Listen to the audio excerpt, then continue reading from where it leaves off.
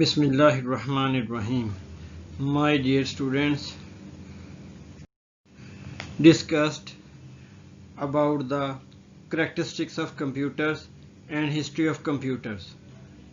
Now in this lecture, I am going to tell you about the computer generations. Here is the look of different types of computer generations. Here is the look of first generation computers, second generation, third generation, fourth generation, and fifth generation. Let us discuss each of them turn by turn. My dear students, in this slide, I gave you the time period of each generation. The first generation is from 1940 to 1956 and second generation from 1956 to 1964 and so on. And along with the time period, I also mentioned about the pictures of computer of each generation. So first of all, question is arise that what is the meaning of generation of computers. A computer is an electronic device that manipulates information or data. It has the ability to store, retrieve and process data.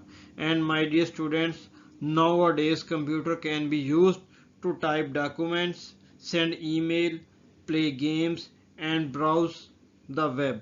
It can also be used to edit or create spreadsheets, presentation and even videos. But the evolution of the complex system started around 1940 with the first generation of computer and evolving ever since. It was a little bit introduction about the generation of computers. So what is the exact definition of computer generation? Generation is a computer terminology, is a change in technology. A computer was being used. Initially, the generation term was used to distinguish between varying hardware technologies. Nowadays, generation includes both hardware and software, which together make up an entire computer system. इसका मतलब my dear students ये है कि generation जो है computer की इस्तेलाह है जिसके अंदर टेक्नोलॉजी का चेंज होना है। इसका मतलब ये है कि असल में जनरेशन की जो टर्म है वो हार्डवेयर की मुख्तलिफ टेक्नोलॉजीज़ के दरमियान फ़र्क को पैदा करने के लिए बयान की जाती है। लेकिन आज के दिनों के अंदर चूँकि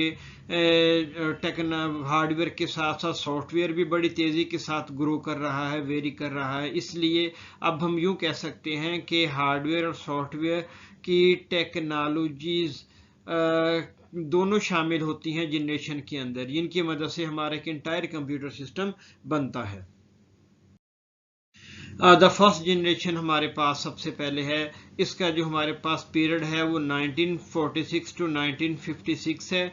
तो my dear student, I would like to tell you about an important point about the first generation of computer, that there exists a lot of contradiction between the time period of generation. इसके अंदर जो हमारे पास computer scientist हैं काफ़ी ज़्यादा ambiguity पाई जाती है। बहरहाल ज़्यादातर इस बात पे एग्री करते हैं कि जो फर्स्ट कंप्यूटर जनरेशन है वो 1946 से लेकर 1956 तक एग्जिस्ट करती है। The computer of first generation used vacuum tubes. जो पहली जनरेशन के कंप्यूटर थे वो वैक्यूम ट्यूब्स को इस्तेमाल करते थे और ये मेमोरी का मेन कंपोनेंट था और इनकी मदद से हमारे पास डिजिटल कंप्यूटर की तरफ जो पेशकदमी थी वो करनी काफ़ी इजी हो गई। और ये कंप्यूटर जो थे फर्स्ट जनरेशन के वो प्रोग्रामिंग लैंग्वेज को के तौर पे मशीन कोड का इस्तेमाल करते थे, यानी जो प्रोग्राम लिखा जाता था वो मशीन कोड के अंदर लिखा जाता था। जो हमारे पास फीचर है फर्स्ट जनरेशन कंप्यूटर के वो है use of vacuum tubes. The vacuum tubes were used in the circuits of this computer. इस कंप्यूटर के सर्किट को बनाने के लिए जो टेक्नोलॉजी इस्तेमाल होती थी, vacuum tube was the major component.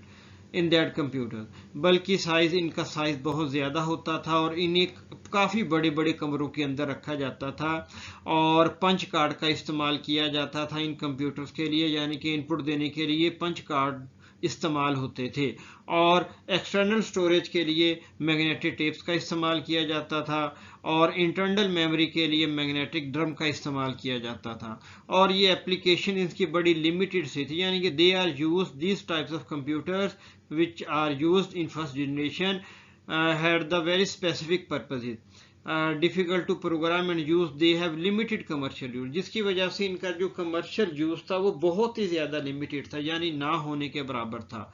इनकी जो प्रोसेसिंग स्पीड थी वो माय डियर स्टूडेंट्स बहुत ही ज़्यादा स्लो थी और ये 100 ऑफ इंस्ट्रक्शन पर सेकंड में एग्जीक्यूट करने की एबिलिटी रखते थे।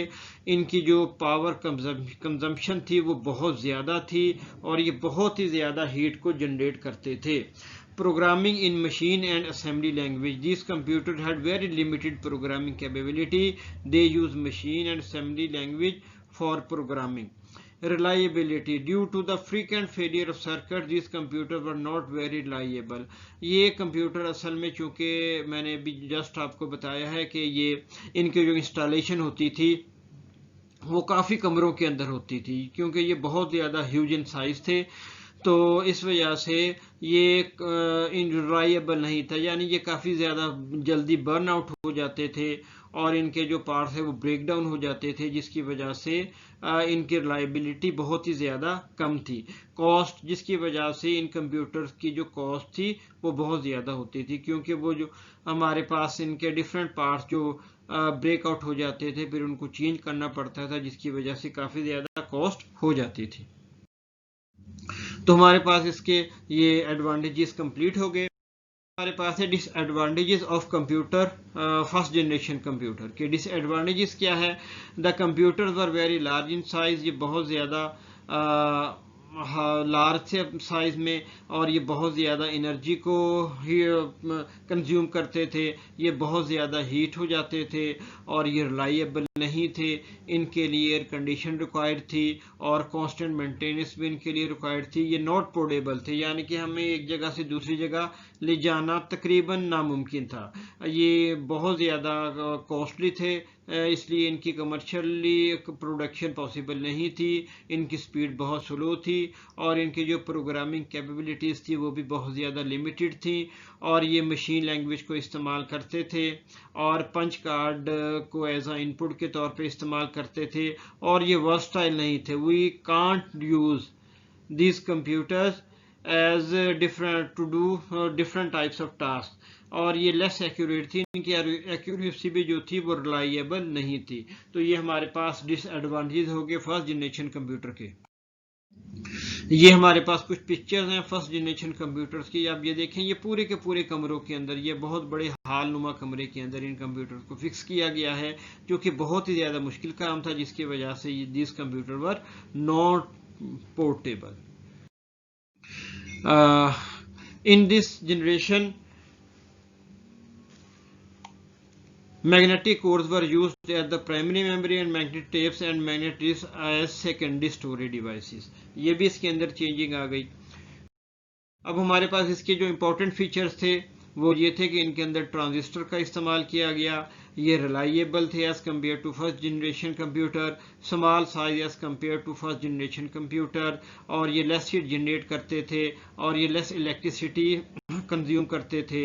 ये पहले जनरेशन के मुकाबले में ज़्यादा फास्ट थे और अभी तक ये काफ़ी ज़्यादा कॉस्टली थे, इनके लिए एसी रिक्वायर होता था और ये मशीन लैंग्वेज और असेंबली लैंग्वेज को सपोर्ट करते थे। इसकी कुछ ही एग्जांपल्स मैंने यहाँ पर इलस्ट्रेट की हैं, IBM 1620, IBM 7094 and so on. इसके एडवांटेजेस हमारे पास सेकंड जनरेशन कंप्यूटर के क्या हैं कि ये साइज में काफ़ी स्मॉल थे और ये ज़्यादा रिलायबल थे as compared to first generation, और ये थोड़ी एनर्जी को इस्तेमाल करते थे, जिसकी वजह से ये ज़्यादा हीटअप नहीं होते थे और इनका इस्तेमाल कमर्शियली तौर पे काफ़ी ज़्यादा हुआ और इनकी पोर्टेबिलिटी बेटर थी।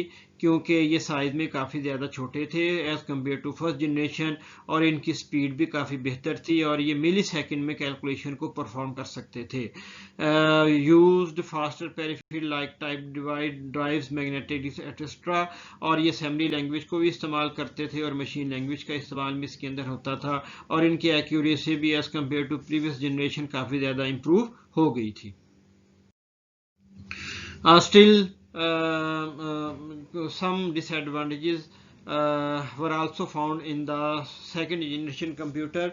The first one is that the cooling system was required. Cooling system भी इसके लिए required था और constant maintenance required थी, और कमर्शियली प्रोडक्शन जो बहुत ज़्यादा मुश्किल थी।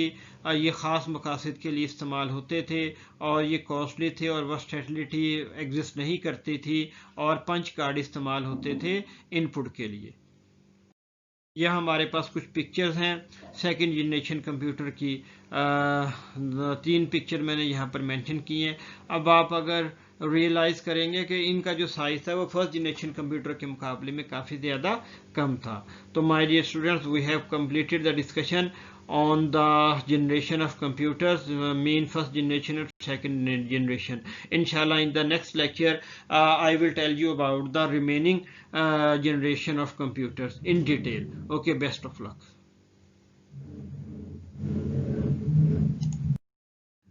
तो ये हमारे पास वैक्यूम ट्यूब्स, अभी मैंने आपको वैक्यूम ट्यूब के बारे में बताया कि these are the different shapes of vacuum tube, an electronic device that control the flow of electronics in a vacuum, it is used as a switch. तो इसके बेसिकली 3 इस्तेमाल होते हैं, ये स्विच के तौर पर भी इस्तेमाल होती है और एम्पलीफायर के तौर पर भी, और display screen. At present we will discuss as a switch. So used as a on-off switches. Vacuum tubes allowed the first computer to perform digital computation. So my dear students, as you know that computer works internally in binary form. तो इंशाल्लाह इसको हम next coming lectures के अंदर पढ़ेंगे भी। इसके अंदर ऑन ऑफ स्विचेस होते हैं, यानी 1 और 0 की फॉर्म के में कंप्यूटर वर्क करता है। और ये किस तरह पॉसिबल हुआ? ये पॉसिबल हुआ वैक्यूम ट्यूब की इन्वेंशन के ज़रिए। तो यानी कि कंप्यूटर के अंदर जो डेटा इलेक्ट्रॉनिकली स्टोर होता है, प्रोसेस होता है, वो ऑन ऑफ स्विचेस की सूरत के अंदर होता है, और it was made possible by the invention of vacuum tube. Here is the picture of transistor of computer. ये हमारे पास ट्रांजिस्टर, कंप्यूटर के जो ट्रांजिस्टर है उसकी पिक्चर्स हैं। Transistor is a binary switch and the fundamental building block of computer circuitry. Main difference इसके अंदर ये था कि इनका साइज वैक्यूम ट्यूब की निस्बत काफ़ी ज़्यादा छोटा हो गया, इनका वेट लाइट था, और ये बिल्कुल उसी तरीके से काम करते थे जिस तरीके से हमारे पास वैक्यूम ट्यूब इस्तेमाल करती थी। यानी कि इनके अंदर भी बाइनरी स्विचेस होते थे जिसकी मदद से डेटा स्टोर होता था और डेटा को प्रोसेस करने में काफ़ी ज़्यादा हम एफिशिएंटली ये काम कर सकते थे।